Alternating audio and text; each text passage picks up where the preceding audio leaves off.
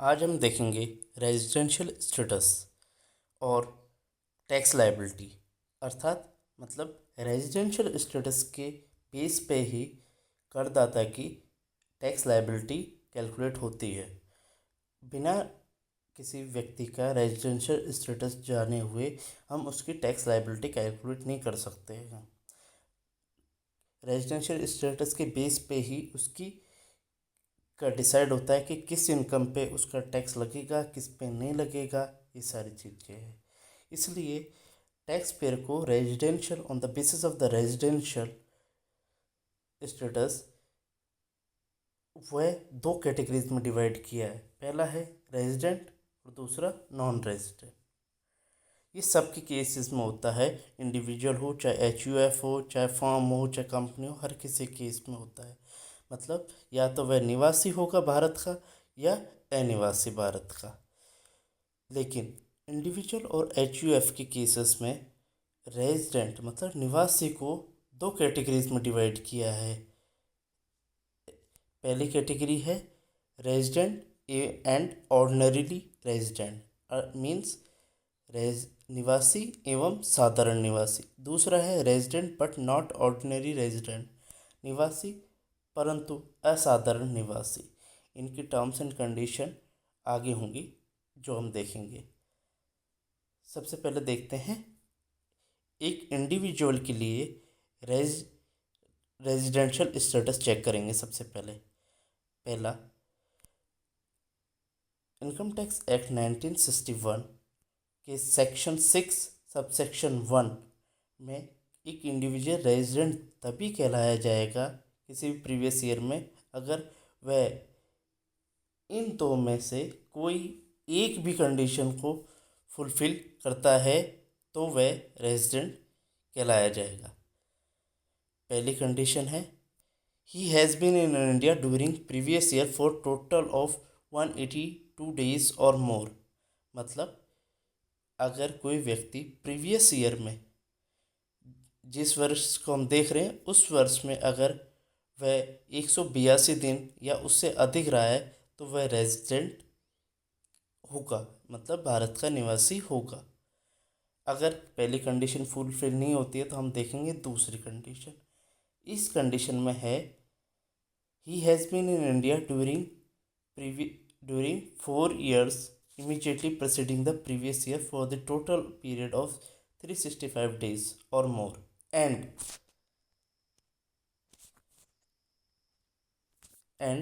has been in India for at least 60 days in a relevant।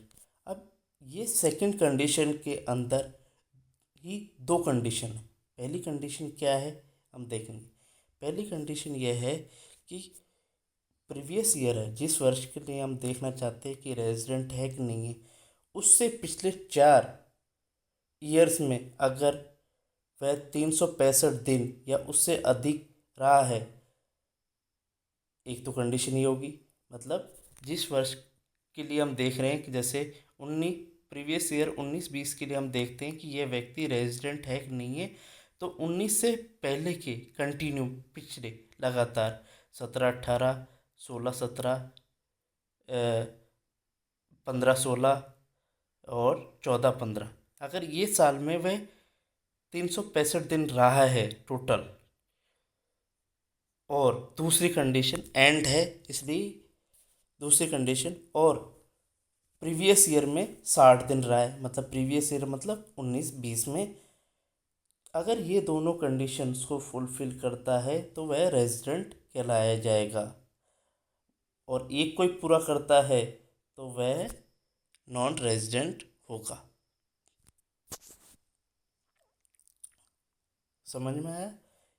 इन दोनों में से एक कंडीशन फुलफिल होनी चाहिए और इसमें से इसकी दोनों कंडीशन, तभी वह रेजिडेंट कहलाया जाएगा। अगर फर्स्ट वाली कंडीशन फुलफिल हो रही है तो वह रेजिडेंट है, तो दूसरी को देखने की ज़रूरत नहीं। अगर फर्स्ट वाली कंडीशन फुलफिल नहीं हो रही है तो फिर हम दूसरी देखेंगे।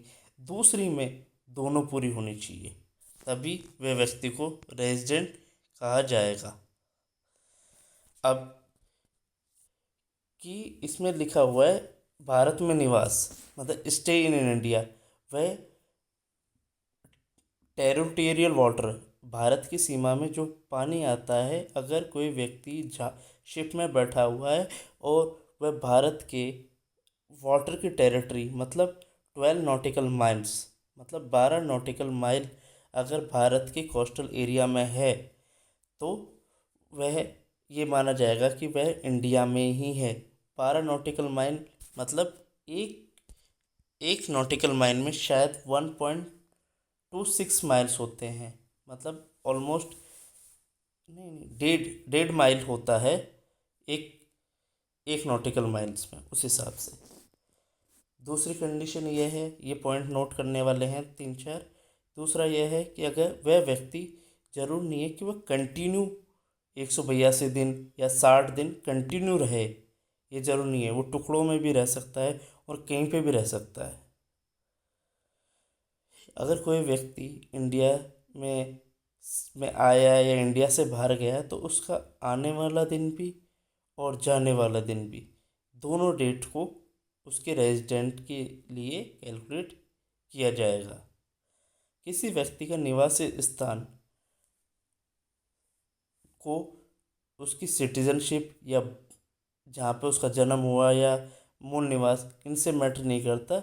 रेजिडेंशियल स्टेटस उस व्यक्ति की ये दो कंडीशन के आधार पे होता है।